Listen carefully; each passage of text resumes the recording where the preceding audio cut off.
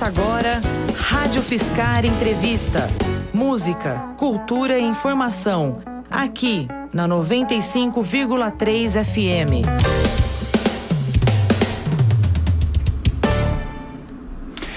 Olá a todas e todos. Um bom dia.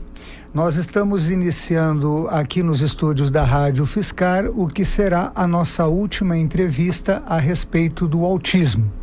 Na semana passada nós tivemos entrevistas com 2 pesquisadores aqui da Universidade Federal. Tivemos também entrevistas com a diretora de uma escola, com a diretora de uma ONG, com o nosso secretário do município, não é? O senhor José Paulo Gomes. E hoje nós estamos recebendo aqui nos estúdios a doutora Fabiana Rossi, é advogada aqui de São Carlos e membro da Comissão de Pessoas com Deficiências da OAB de São Carlos. Doutora Fabiana, muito obrigado por aceitar o nosso convite. Um bom dia. Bom dia a todos os ouvintes. Eu gostaria de agradecer a oportunidade de estar aqui hoje para poder esclarecer alguns pontos a respeito das leis de inclusão. Muito bom. Nós desenvolvemos as entrevistas. Primeiro nós trouxemos pesquisadores para discutir pesquisas, tornar os conceitos mais claros, mais compreensíveis para as pessoas. Depois nós trouxemos pessoas que estão numa atividade prática com a questão do autismo, não é? E depois nós quisemos mostrar no nosso município como está acontecendo, e com a doutora Fabiana nós vamos pensar a questão da inclusão social de forma geral até chegar ao autismo, não é? Vamos pensar numa perspectiva do Estado brasileiro, da Federação, não é? Do Estado Federado de São Paulo, do município de São Carlos e da forma como a OAB trabalha e ajuda a garantir o direito da pessoa autista e não somente dela, consequentemente qualquer pessoa que tenha alguma deficiência e que por alguma razão tenha os seus direitos não reconhecidos ou reconhecidos de forma inadequada. Doutora Fabiana, a primeira questão que eu vou te pedir é que você discorresse um pouco sobre as políticas públicas de inclusão no Brasil hoje, como elas funcionam, como se acessam, a aplicabilidade, enfim. Sim, a Constituição Federal, lá em 1988, ela já trazia lá no seu bojo a não discriminação, a admissão de trabalhadores com portadores de deficiência. Portadores não, porque quando você porta alguma coisa, você pode não portar. Claro. Então, nós falamos pessoas com deficiência, né? Okay. Só que lá em 88 ainda usava-se essa expressão. Perfeito. Mas então... a preferência no atendimento dessas pessoas, enfim, uma série de dispositivos que já garantiam que essas pessoas fossem tratadas de forma igual a todas as outras. De lá para cá, nós tivemos convenções internacionais a respeito do direito dessas pessoas, e aqui no Brasil, no tocante ao autismo, especificamente ao autismo, teve a lei 12.000, eu preciso ver, porque a lei é sempre 12.764 de 2012, impulsionada por uma mãe. Essa lei, ela é fruto do trabalho da Berenice Piana, uma mãe de uma pessoa autista e que sofria no seu dia a dia várias... a gente fala, né, vários nãos, porque as pessoas com deficiência no seu dia a dia sofrem diversos tipos de discriminação, muito embora a lei garanta os direitos, né? Mais recente, em 2015, nós tivemos a Lei Brasileira de Inclusão, que foi um encampamento das convenções internacionais, né, na nossa legislação. E essa lei, ela é uma lei muito moderna. Ela traz, assim, dispositivos de acessibilidade, mas não só essa acessibilidade física, mas também de comunicação. Eu preciso que as pessoas não tenham barreiras de forma alguma. Não só as barreiras físicas, mas as barreiras de comunicação, as barreiras tecnológicas. Então, ela prevê uma série de coisas muito interessantes no artigo 3º, sobre residências, os prédios públicos. Nós temos, você falou de políticas públicas, né? Então, essa lei é uma lei federal. Certo. Né? Então, dentro do âmbito federal, essa lei ela foi editada, ela é uma lei muito bacana, ela encampa vários direitos, né? Ela garante muitas coisas, mas na prática nós vemos que elas são de difícil aplicação. Ainda, né?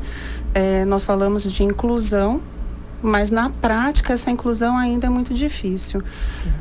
Quando eu falo, por exemplo, de escola, eu estou incluindo uma pessoa, uma pessoa com deficiência na escola. Bastaria eu colocá-la no meio da sala de aula junto com os outros alunos? Não, absolutamente. Não bastaria colocá-la. Claro. Então, é a adaptação dos materiais, né? É a adaptação do espaço, né? Eles falam até que não é a pessoa que tem que se adaptar, mas o espaço tem que se adaptar. O espaço tem que ser... O mundo precisa se adaptar às pessoas, Claro. a todas as pessoas, na Claro. verdade, né? A lei, né, dos autistas, ela garante um acompanhante especializado. E a gente percebe que no dia a dia isso também é muito difícil. O que seria um acompanhante especializado, um estagiário? Sabe? Então, esse tipo de dificuldade nós ainda temos de adaptação dessa lei, que é tão moderna, né? Aqui no município de São Carlos a gente vê alguns pequenos passos, né? Nós tivemos recentemente uma audiência pública para se discutir as políticas públicas dentro do município, mas a gente percebe que isso ainda anda a passos lentos, Claro. né? A passos bem lentos. Eu não sei até que ponto que o município tem trabalhado, mas uma coisa que é interessante, que a gente percebe no nosso dia a dia dentro do escritório, é o seguinte: as ações judiciais têm impulsionado o poder público a agir de determinada forma. Um exemplo disso é a isenção de PVA para as pessoas com deficiência. A lei estadual, ela prevê a isenção de PVA para as pessoas com deficiência que dirigem. Só que aí, dentro da lei, eu estou criando uma discriminação. Certo. Porque existem pessoas com deficiência que não vão dirigir e dependem de uma terceira pessoa para fazer isso para elas. Perfeito. Né? Perfeito. E aí, eu garantia o direito de isenção para a pessoa deficiente que dirige, mas não garantia para aquela pessoa que não dirige. Ou seja, a lei de inclusão também exclui. Também excluía. E aí, ações judiciais, atrás de ações judiciais, buscando essa isenção também para as outras pessoas. E os juízes, assim, pelo menos aqui na comarca de São Carlos, são muito sensíveis à nossa causa. Né? E essas ações começaram a impulsionar o poder público a agir de forma diferente, porque além da isenção, ele também era condenado a honorários de sucumbência. Enfim, o Estado tinha uma despesa muito maior, não concedendo para todas as pessoas e aí respondendo às ações judiciais, do que se concedesse para todos.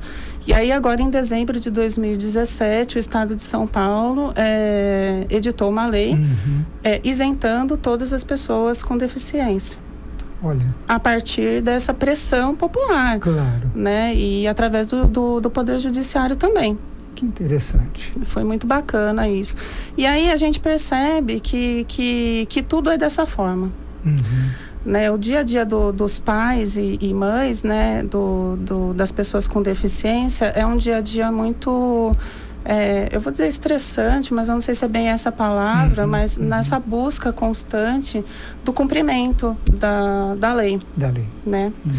A lei, ela existe, a gente fala que ela é muito bonita, mas ela está ali no papel, né? E muitas vezes ela não tem a aplicabilidade que ela deveria ter. Muito bom. Doutora, no estado de São Paulo, em São Carlos, essa legislação nacional de inclusão, ela tem características distintas, como tu colocou, inclusive o estado de São Paulo é pioneiro nessa isenção do IPVA? Eu não tenho conhecimento, porque mas é uma questão do estado de São Paulo, não vale para todo o Brasil. Outros estados pensam isso de outra forma. Pode ser que sim, mas o Poder Judiciário, como eu te disse, o Poder Judiciário muito afeito às questões das pessoas com deficiência, e caso isso não seja aplicado nos outros estados, eu acho plenamente possível através do Poder Judiciário. Perfeito. Eu te perguntaria também, isso é mais ou menos um panorama do que nós temos em termos de Brasil, Estado de São Paulo e São Carlos. Nós tivemos, inclusive, aqui o senhor José Paulo Gomes, que fez comentários a respeito de como o município está procurando se adequar à legislação, e ele mesmo reconhece que ainda há coisas que precisam ser feitas, mas por razões outras ainda não foram. Eu te pergunto uma coisa, no caso de um indivíduo autista, que por uma razão qualquer, uma vez que o autismo é o objeto dessa série de palestras, de entrevistas, se o indivíduo autista por alguma razão não tem o seu direito reconhecido, como ele pode se socorrer da OAB ou da Procuradoria, ou como iniciar a luta por um direito, a busca por um direito? Sim, a OAB São Carlos tem uma comissão, a comissão das pessoas com deficiência. A presidente da comissão é a doutora Aline Dropé Bravo, nós trabalhamos juntas. Certo. E a OAB especificamente trabalha na divulgação desses direitos através de palestras e para aquelas pessoas que nos procuram com casos específicos. Mas nós temos também o Ministério Público, né, que as pessoas podem procurar no caso do desrespeito a alguma das regras legais, né? E também a Defensoria Pública do Estado de São Paulo. Certo. Em qualquer desses espaços, um indivíduo autista ou a sua família, no caso, não se achar que não está sendo adequadamente atendido, ele poderá vir a ser orientado e mesmo buscar fazer valer o seu direito. O cumprimento do seu direito, sim. Porque como a gente disse anteriormente, a lei, ela existe e ela garante. A lei, ela garante, embora nós não tenhamos o cumprimento efetivo dessa lei, através da implantação de políticas públicas. A gente percebe também muito assim, o acesso às terapias, por exemplo. E aí, não só do poder público, mas também dos planos de saúde. Certo. Né? Que muitas vezes, baseados numa regulamentação da ANS, não fornecem as terapias necessárias. Certo. Né? E aí nós temos que nos valer também das ações judiciais para conseguir com que planos de saúde, por exemplo, forneçam terapias comportamentais, né? Sob a desculpa de que isso não está coberto pela ANS. A ANS não me obriga, então eu não vou fazer, né? Agora, nós temos até simulado pelo STJ de que se essa terapia ela foi indicada por um médico, o plano de saúde tem que cobrir, né? Ora, um medicamento que um médico prescreve, o paciente tem que tomar. A terapia é a mesma coisa, seja ela coberta pela ANS ou não. Né? Porque senão seria algo como você comprar a rosa e te venderem as pétalas separadas. Sim, com certeza. É meio complicado isso, realmente. Muito bom.